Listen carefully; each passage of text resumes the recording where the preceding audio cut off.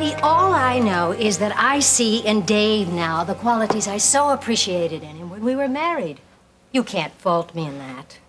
The only thing I fault you for is avoiding the question. The one you have no right to ask. Kate, I can't believe you're so independent. You're not even flattered by my jealousy. Oh, yes, I am. And I admit I knew you were eyeing Dave and me at the fundraiser. And I knew that Dave was interpreting my every move. One woman playing on two men's stages. Which brings us back to the original question. Where do I stand in all this? I don't know. But I know this is intermission. I have to check the cake for the guild meeting. Oh, get that for me, will you, Lee? Yeah. One woman on two stages.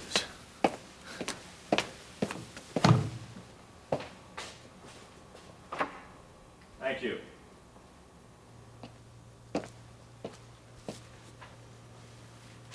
For your help last night and just being there with me. Dave.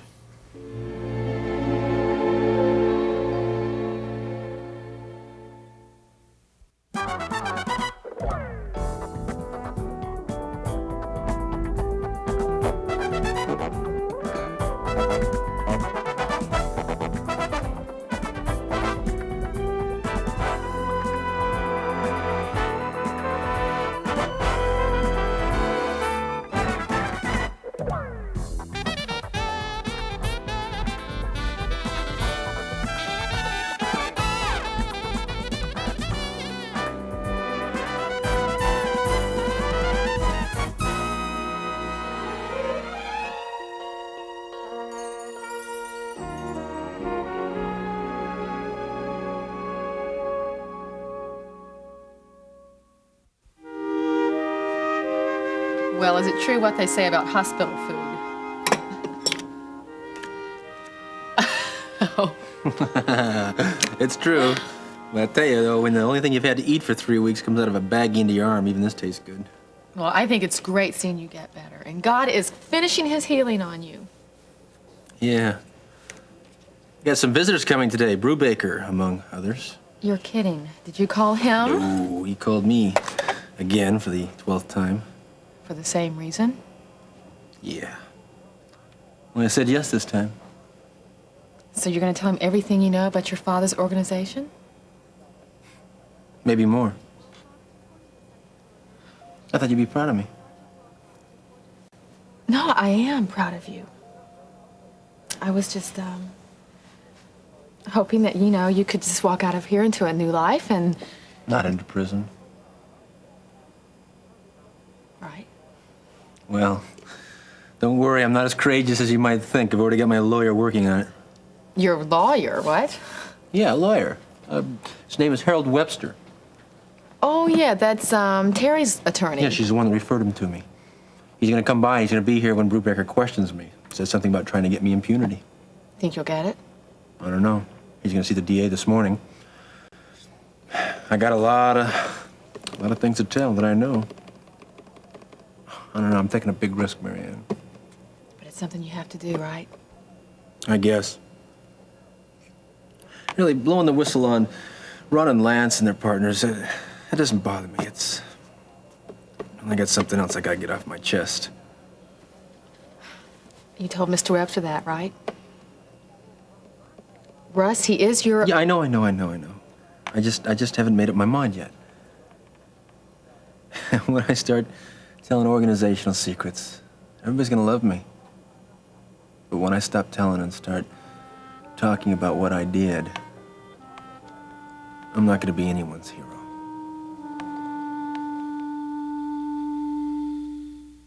Sorry, friend. You've just been intercepted. Lee, who was it? Oh, it was just a delivery boy. Oh. What was it? For you. Carnations. You sent these? They're your favorite flower, aren't they? Yes, they are. They're beautiful. You knew they were on their way over, didn't you? Of course I did. Why else would I stretch out this agonizing talk about Dave? Oh, Lee. Thank you. Thank you very much. You know, you would think that you are campaigning for me. Well, I am. Oh, I can just see you and Sebastian staying up at night making your posters like you were in student council. Well, listen, I hope we're not that obvious. I'll tell you, we do have strategies, though. All right, break her down with a blitz of gifts and compliments. You got it. Whenever you start talking about Dave's qualities, I feel a little self-advertising is in order. Well, that's completely unnecessary. Well, I don't know about that. This man's got a 20-year jump on me. Yes, but you surround me with flowers. And facts. I love you, Kate. I don't say that very often because, well, I know it makes you uncomfortable. Not uncomfortable, just concerned. Right. Because you can't give me a definite no. Agreed. Then allow me my facts. For all Dave has, he doesn't have nearly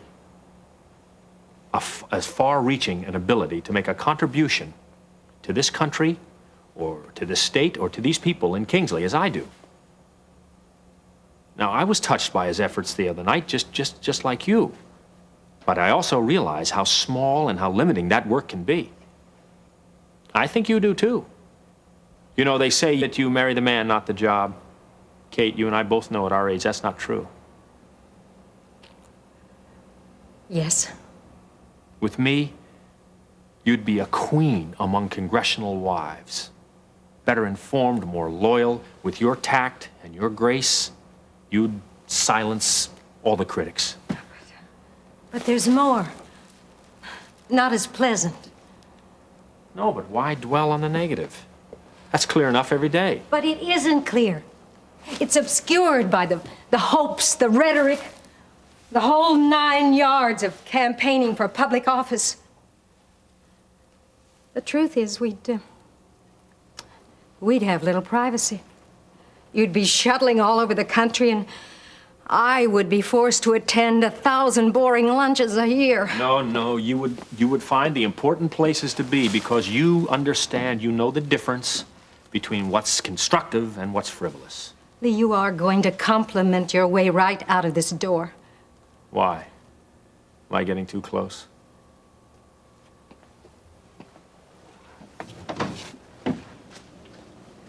Kate, I don't like sounding so black and white. And frankly, I really don't like tying into Dave this way because I see that he's trying to make a comeback. But what kind of a comeback can it be, at best? Even if it's a success. You have a choice here, Kate. You can go to Chesterfield. You can get lost with Dave and marking inventories and greeting his indigent patients. Or you can marry me. And you can use your wonderful talents in a national political limelight. Now, you have to ask yourself where your heart is.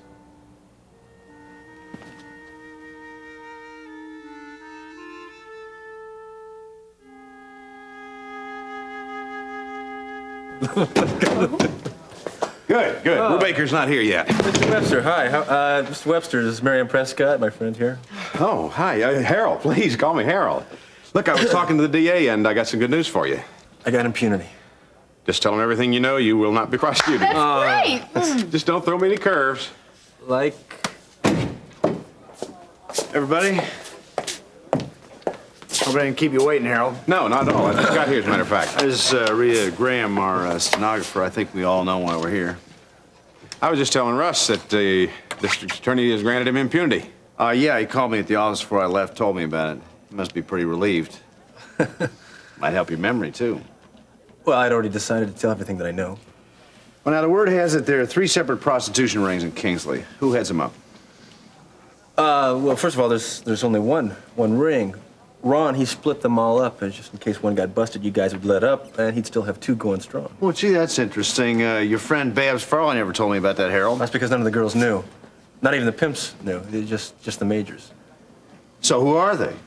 I mean, who's heading up the 3 divisions now?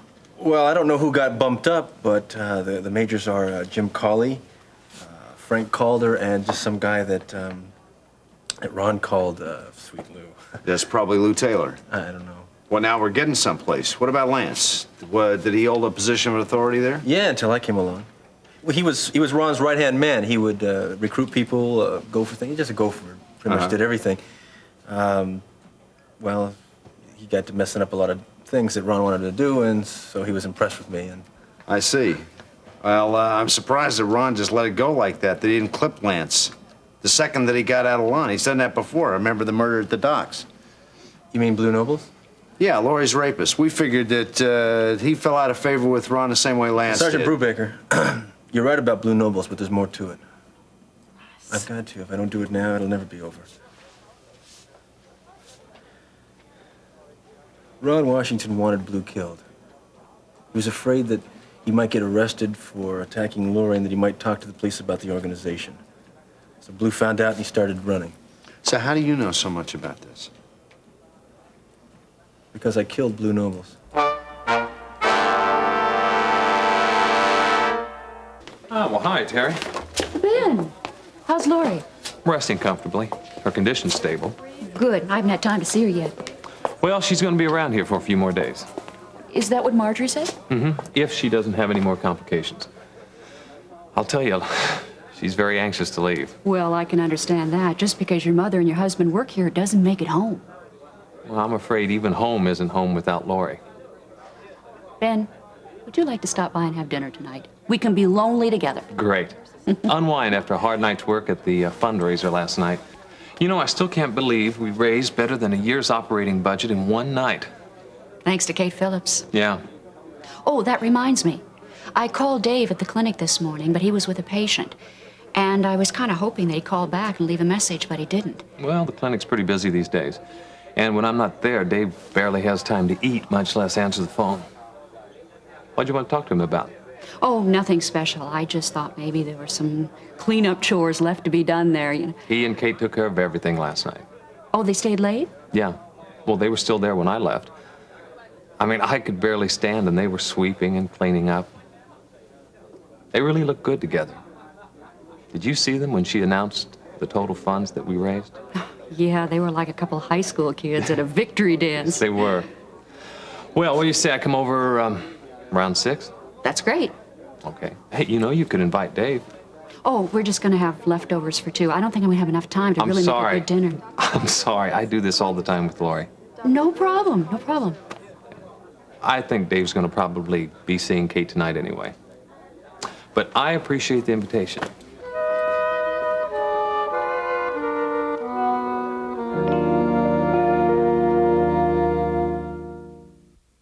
I want you to tell me everything that you know about Blue Noble. Sergeant, excuse me. As this man's lawyer, I'm afraid I'm going to have to Listen, ask. you're not going to talk him out of confessing now. But Mr. Webster didn't know anything about this. Oh, yeah, that's pretty good preparation, Harold. It's not his fault. Look, I didn't tell him. I want to talk to Russ alone.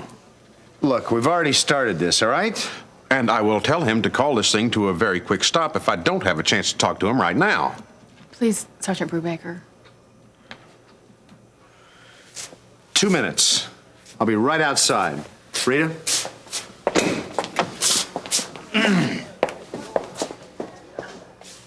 What kind of game are you playing? Blue's death was an accident.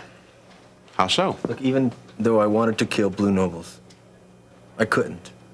I couldn't bring myself to do it. Now, I backed down. He somehow got a hold of my gun, we got into a fight, and it went off. It went off accidentally. It's the weakest alibi I ever heard. It's the truth. Were you there? No one was there. Exactly. So there's no witnesses, no evidence. Come on, I mean, can't a police lab prove that, he was shot from close range? Well, maybe they can, but they can't prove who pulled the trigger. And your fingerprints are probably all over the gun. And the gun's gone. Well, back to square one. Darling, we never left square one. At least I didn't. Because you kept this from me. All right, I just didn't know if I wanted to confess, that's all. Well, you picked a fine time to decide. All right! It's my neck, not yours. Yeah, and it's my job to protect your neck. That's why I'm here. Well, you got one thing in your favor. You didn't have to confess. If you do go to trial on this, the judge will see your confession as an act of conscience. Yeah, it's a reform before we reach the stand type of thing. Well, don't get too excited about it. Your change of heart's not going to bring Blue back from the dead. If you want me to, I'll go talk to the DA again, but I'm not making any promises. What we're talking about here is manslaughter. Bring Sergeant Brubaker back in.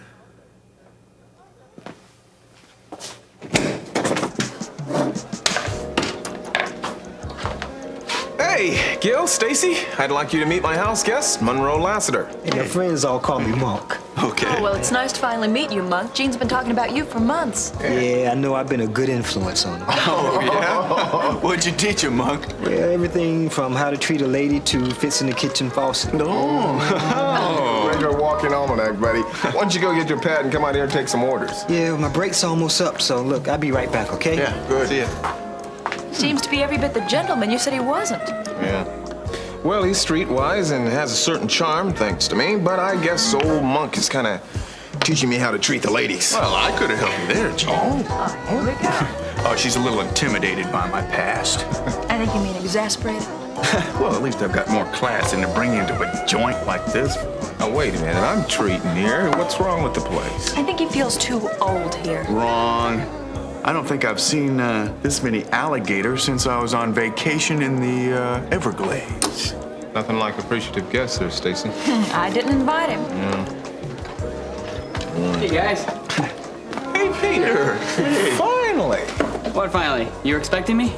No. Finally, you're going to get the chance to meet Monk. He's in the back there right now. Why don't you have a seat? Yes, yeah. Okay. Kind of surprised to see you guys here. If you mean Gil and me, I was just reminding Gene that it wasn't my idea. Gil stopped by at the office, and Gene asked him to come along. Hey, come on, you guys. Look, don't start fighting over me in public here. But I'm glad you're here anyway. I tell you something.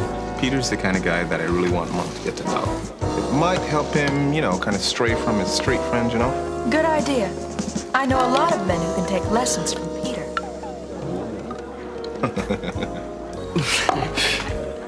But you're not going away empty-handed, Roxy. You're the runner-up. You got $5,000 plus all the money that you made before, and the United Negro College Fund gets $10,400.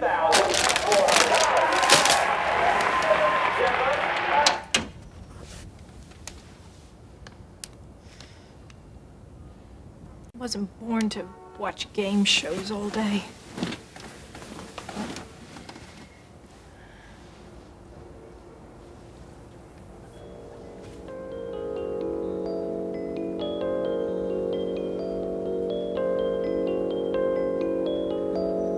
Remember when I invested your money, I explained certain risks. But you also said that you had some inside information that was going to make my money quadruple. And you came close to doing that. It was progressing exactly as I'd anticipated. That's why I kept you posted nearly every day. Well, what is the bad news? Maybe my $25,000 investment is not turning a profit as quickly as it should? Miss Lawson, your $25,000 investment isn't turning any profit. It's lost. It's all my fault. I can't blame anyone else. Now I have no one to turn to.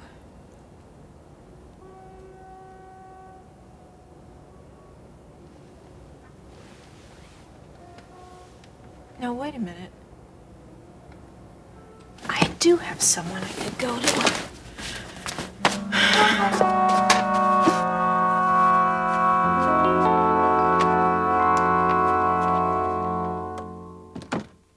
Hey, Monk. Come over here, buddy. This is the guy I was telling you about I wanted you to meet. Ew, Peter Davis. That's right. How'd you know? The description Gene gave me. Uh-oh. Let's not pursue that. Come on. All I said was that you were the boy next door type. Oh, just what I want to be known as, huh? Hey, man, where I used to live, the boy next door was a convicted felon. Hey, listen, why don't we get together, play some hoops sometime? Hey, that'd be cool. You know where to reach me, right? Yeah. So what are we talking here? Burgers and fries for everybody? Yeah? Yeah, for me. It's good to meet you. Yeah. All right, that makes my job a whole lot easier. Nice guy. Yeah, really is. Hey, Peter, I just want to thank you. I thought it was nice of you to ask him to shoot hoops. Ain't no problem. Okay, now, did we all see Miss Phillips' article in today's paper? Ooh, yeah. Did you see my name in there? It's because it wasn't. Hey, I mentioned Prescott Development, didn't I? What are you complaining about? Yeah. Besides, she also mentioned the fact that you guys kicked in $5 grand, buddy. Yeah, well, we like to help out where we can, but it would have helped if you'd have mentioned that we remodeled the place for free to begin with. That was your father's decision. Yeah, but it was my sweat. I thought the reason you were dragging me to lunches and dinners was because you appreciated the publicity. Oh, well, I do. I'm just finding out it's a real uphill battle to regain your credibility. And the contracts aren't exactly pouring in. Sounds like I might be out on the streets with monk's friends, you know? Don't laugh. You might.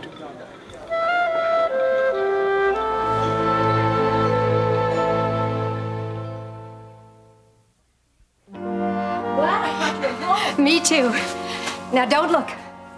Oh, you got them, right? Got what? This is a secret you don't know about. I bet I do. Oh, I bet I do. You're so smart. Yes. How about carnations? Well, you know how to take the fun out of something. Oh, Mom, they are beautiful. Yes, aren't they? Men, even when they're unoriginal, they can be charming. I'm so happy. That's not like you. How did you know? Oh, I talked to Dad earlier. When he made the suggestion, I told him it was a great idea. Your father? Right. But these are from Lee. From Lee? Well, yes, he gave them to me no more than a half hour ago. He brought them by himself? Well, not exactly. Mom, was there a card with those flowers? No. I was in the kitchen and someone came to the door. And Lee took the flowers, and when I came back in, he said they were his gift to me.